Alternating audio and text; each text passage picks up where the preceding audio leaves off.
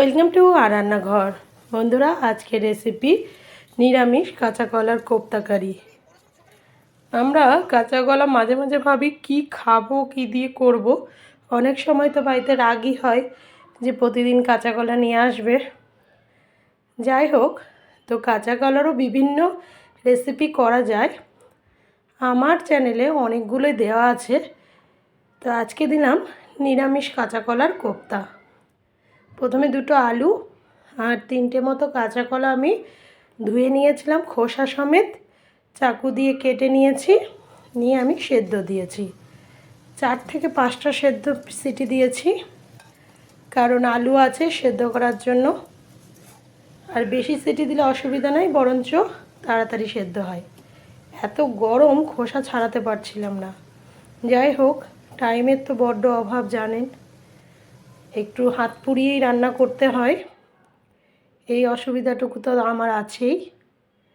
এবার কাঁচা কলার খোসাগুলো ছাড়িয়ে নিলাম এবং আলুর খোসা ছাড়িয়ে নিয়ে এবার কাঁটা চামচের সাহায্যে একটু ম্যাশ করে নিলাম।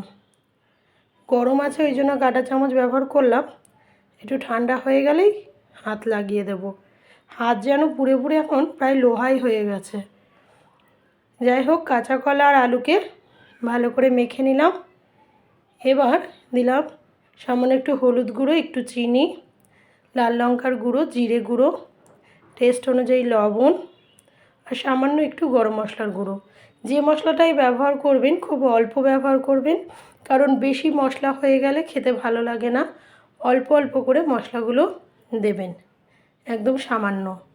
যখন ভালো করে মেখে নিয়ে এবার হাফ বাটি মতো বেসন আর 1 চামচ চালের গুঁড়ো আমি দিয়েছি। বেসন আর চালের গুঁড়ো দিয়ে ভালো করে মাখিয়ে নিচ্ছি। একটু ভালো করে মাখিয়ে নিতে হবে, ভেতরে যেন গোলা পেকে না থাকে। এবার হাতে সর্ষের তেল নিয়ে আমি, আপনারা যদি চান গোল গোল শেপ দিতে পারেন, আমি চ্যাপটা দিয়েছি। কোপ্তার আকার করে নিতে হবে। আমি একটু চ্যাপটা চ্যাপটা দিয়েছি, কারণ আগে একটা ভিডিও দিয়েছিলাম সেখানে আমি গোল কোপ্তা করেছিলাম, এই জন্য এবার একটু চ্যাপটা আকার দিয়েছি। এইভাবে সমস্ত কোপ্তাগুলো তৈরি করে নিতে হবে, খুব সহজে তৈরি হয়ে যাবে। দেখুন, কোনো অসুবিধা কিন্তু হবে না যে ফেটে যাবে, ভেঙে যাবে, এই ভয় থাকবে না। শুধু হাতে একটু চ্যাটচেটে ভাব হবে, তার জন্য তেল ব্যবহার করবেন বা ঘিও ব্যবহার করতে পারেন। এবার ফ্রাইং প্যানে তেল দিয়ে আমি কোপ্তাগুলো ভেজে নেব।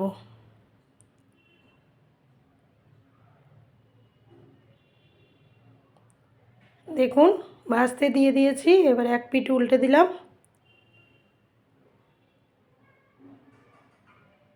লাল লাল করে একটু ভেজে নিতে হবে। সবগুলো উলট পালট করে আমি লাল লাল করে ভেজে নিয়েছি। একটু ধৈর্য ধরে একটু ভেজে নেবেন, তাহলেই হবে। কোপ্তা রেডি। এবার কারি তৈরি করব। প্রথমে কড়াইয়ে সর্ষের তেল গরম করলাম। নিরামিষ, কোনো পেঁয়াজ রসুন থাকবে না। তেজপাতা, গোটা গরম মশলা, শুকনো লঙ্কার গোটা জিরের ফোড়ন দিলাম। দিয়ে দিলাম একটা টমেটো। এবার টমেটোর একটু কাঁচা গন্ধ যাওয়া পর্যন্ত নাড়াচাড়া করে নেব। এবার দিয়ে দেব 1 চামচ আদা বাটা।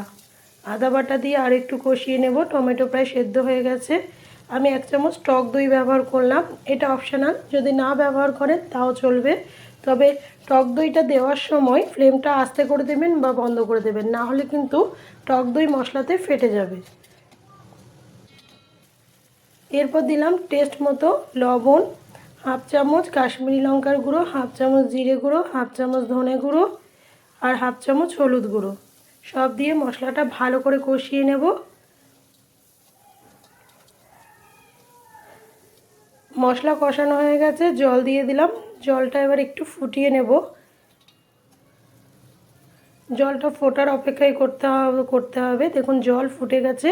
এবার ভাজা কোপ্তাগুলো দিয়ে দিলাম। কোপ্তাগুলো দিয়ে বেশি ফোটানোর দরকার নেই, কোপ্তা অলরেডি নরম হয়ে আছে, এবার বেশি ফোটালে ভেঙে যাবে। 1 চামচ ঘি দিলাম আর জাস্ট একটা আমি গুঁড়ো মশলা ব্যবহার করেছি। গুঁড়ো মশলায় জিরে, ধনে, শুকনো লঙ্কা আর মৌরি গুঁড়ো করে নিয়েছি। এই গুঁড়ো মশলাটা আমি প্রায় অনেক রান্নাতেই ব্যবহার করে রাখি। দেখুন নিরামিষ কোপ্তাকারি রেডি।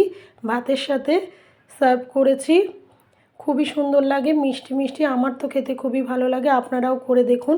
ভালো থাকবেন, সুস্থ থাকবেন এবং আমার চ্যানেলটা এগিয়ে নিয়ে যেতে